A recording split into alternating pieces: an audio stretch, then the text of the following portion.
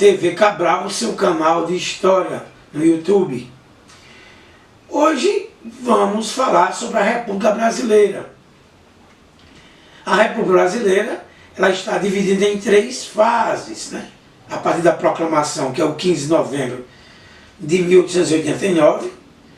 Então as fases seriam República da Espada, a fase que os militares alagoanos, Marechal Deodoro da Fonseca e Floriano Peixoto vão consolidar o poder, é a fase de consolidação. A segunda fase da República é a República Oligárquica, no caso os cafeicultores paulistas, junto com os mineiros, fazendeiros mineiros, vão constituir a chamada República do Café com Leite. E a última fase, a segunda fase, que é a República Local, ela continua, nós vivemos ainda num sistema republicano, numa república representativa brasileira, é a Revolução de 30. No caso, Getúlio ascende ao poder junto com a oligarquia gaúcha, com a oligarquia do Nordeste, que o vice era João Pessoa. Então essas são as 3 fases que nós vamos trabalhar. E a aula de hoje vamos trabalhar a primeira fase, que é a República da Espada. Nessa consolidação, nessa discussão dessa República Brasileira, eu falei em aulas anteriores, são os cafeicultores que vão financiar essa república, a partir dos cafeicultores do Oeste Paulista, que era uma região produtora de café em São Paulo. Tinha o Vale do Paraíba e tinha o Oeste Paulista. É na cidade de Itu que nasce o sentimento republicano, o manifesto republicano. E é também nesses fazendeiros paulistas que vão começar a chegar os trabalhos imigrantes, que eu já falei em aulas anteriores. Mas é interessante que essa república ela tinha 2 teorias. Surgiu 2 facções entre os militares, né? E entre também civis, porque há a participação de civis também na proclamação da república. A facção de Silva Jardim defendia um levante popular armado contra a monarquia. Eles achavam que ele só podia derrubar Dom Pedro II, que é a última monarquia no Brasil, com um levante armado, que vai ter apoio dos cariocas e apoio dos pernambucanos. Essa tese não passa. A tese que vai passar para acabar a monarquia no Brasil é uma tese pacífica, que é de Quintino Bocaiúva, que é um fim pacífico, que é a teoria dos positivistas. Porque, na verdade, são os positivistas que vão idealizar essa república. Porque dentro do exército brasileiro, quando os militares voltaram da Guerra do Paraguai, ganharam a Guerra do Paraguai para a monarquia brasileira, o Dom Pedro II e a própria monarquia não deu o valor devido aos militares vitoriosos. Porque, como eu falei outras vezes, o exército brasileiro ele é consolidado, ele é configurado na Guerra do Paraguai. E depois eu vou falar o que seria essa Guerra do Paraguai. Então, na verdade, houve o engajamento do clube militar. O idealizador positivista é Benjamin Constant, né, a partir do clube militar.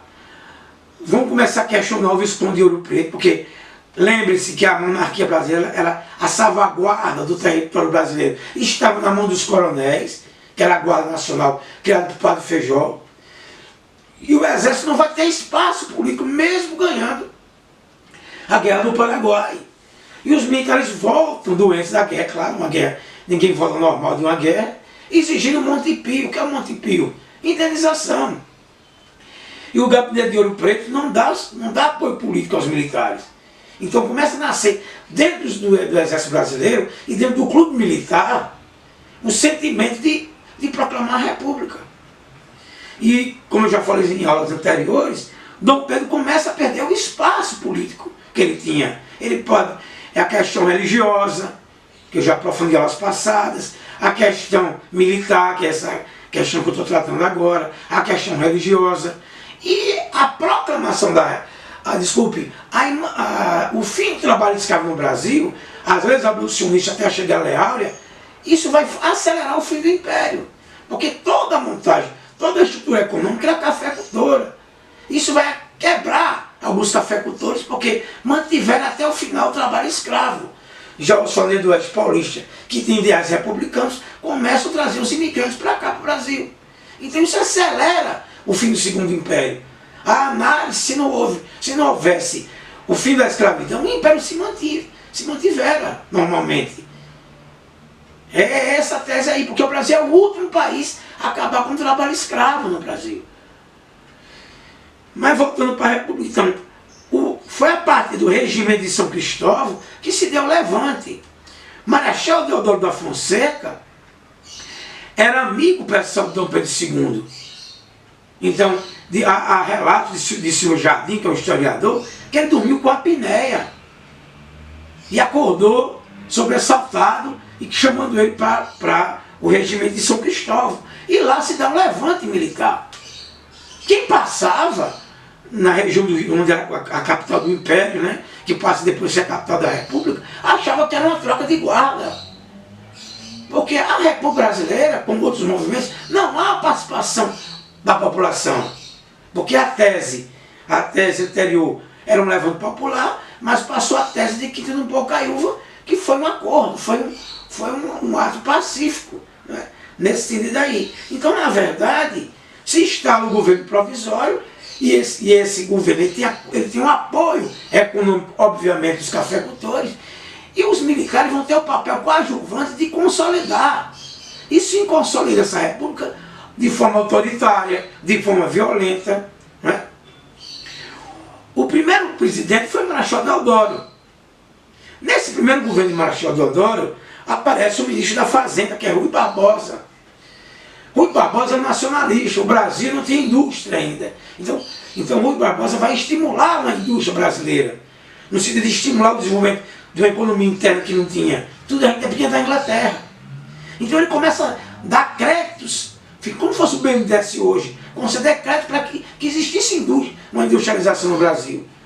Sendo como sempre no Brasil, algumas empresas pegaram esses créditos, fraudaram, usaram para outros fins, e isso cria a primeira crise econômica, que é a crise do enchilhamento. Por que enchilhamento? As pessoas, como fosse uma corrida de cavalo, saíram correndo para a Bolsa de Valores.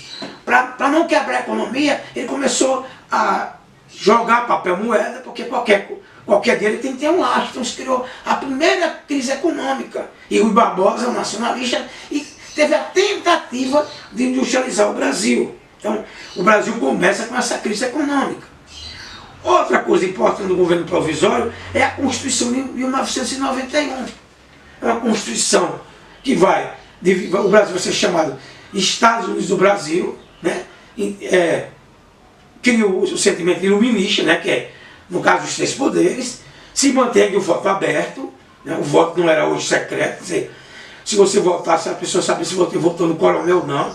Então, isso vai ser criado aí.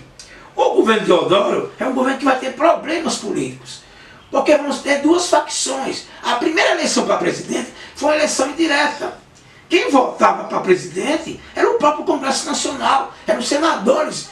Quem fosse eleito no presidente do Brasil de forma indireta, que a gente chama via colegial, ele fecharia o Congresso. Então o que aconteceu aí? Aí há uma chapa e o vice, que era inimigo, por exemplo, eram dois alagoanos, mas os dois alagoanos, por exemplo, politicamente não se bicavam, inimigos políticos.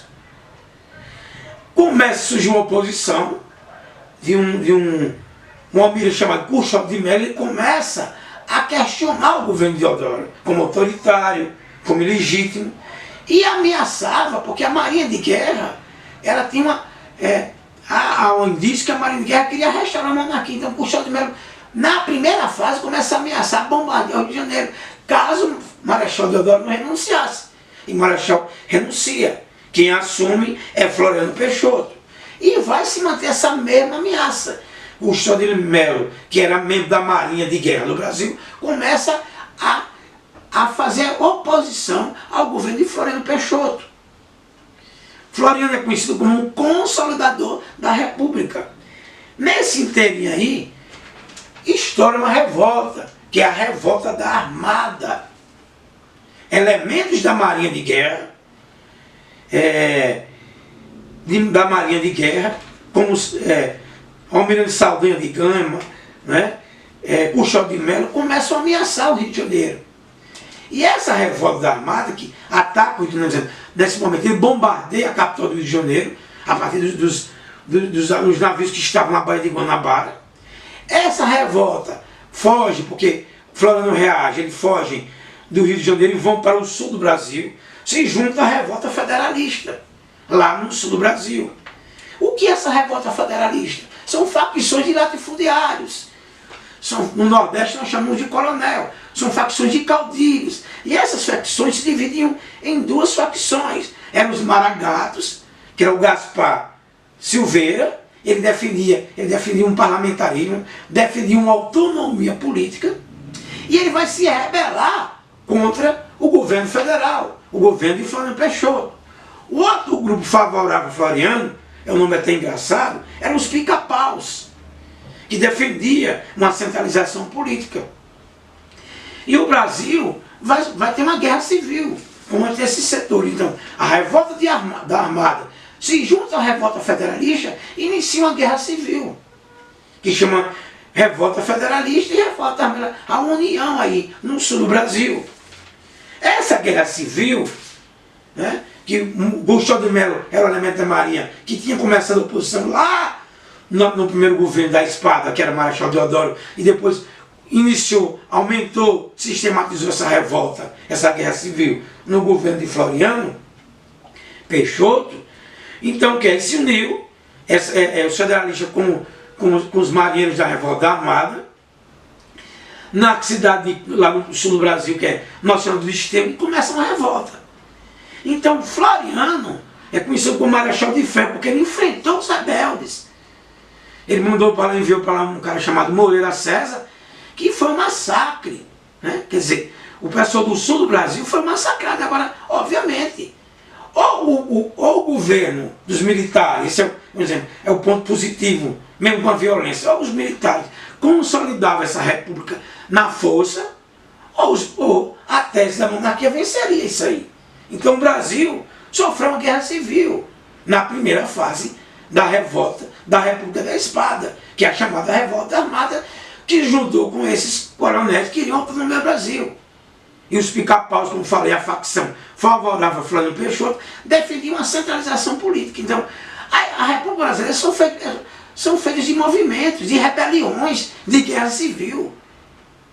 Aí encerra a fase da consolidação. Os militares juntaram o terreno, consolidaram, para que os cafeicultores, que é a chamada oligarquia, poucas pessoas que mandavam no Brasil, vai mandar no Brasil, vai ser São Paulo e Rio de Janeiro, por se chama de café, que é o primeiro presidente civil, que é Prudente de Moraes. Então, TV Cabral, o seu canal de história no YouTube, e a gente depois volta com outra aula, que é a segunda fase, que é a República Oligárquica. Até a próxima!